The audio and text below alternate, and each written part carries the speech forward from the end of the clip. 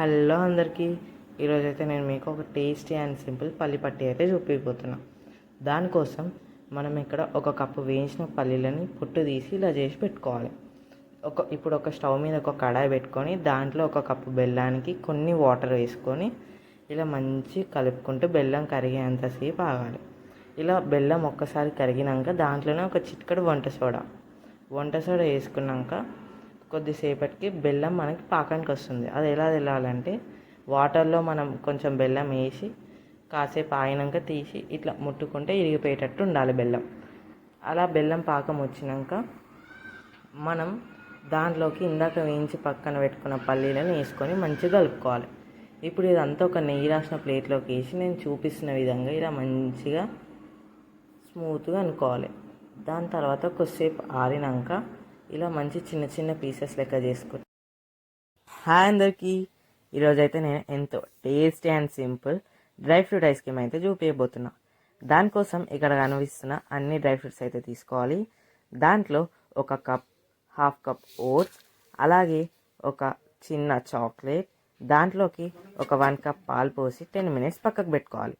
ఆ 10 మినిట్స్ తర్వాత మనం ఇవన్నిటిని ఒక మిక్సీ జార్లోకి తీసుకొని ఒక మెత్తని పేస్ట్ లాగా చేసుకోవాలి.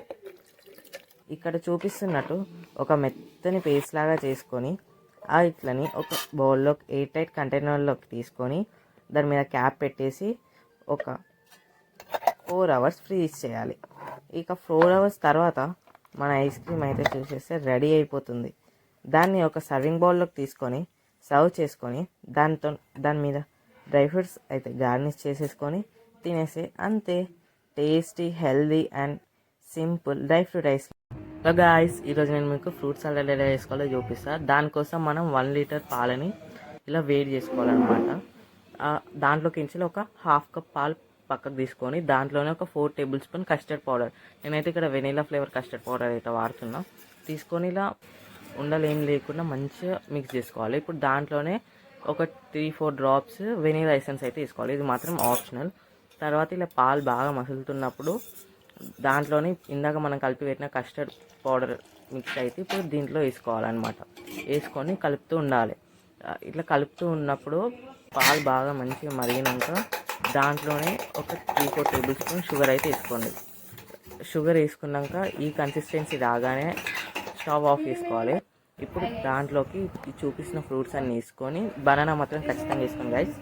వేసుకొని ఇవన్నీ మంచి కలిపి ఒక 3 అవర్స్ ఫ్రిడ్జ్లో పెట్టుకొని సర్వ్ చేసుకుని అంతే, రెడీ.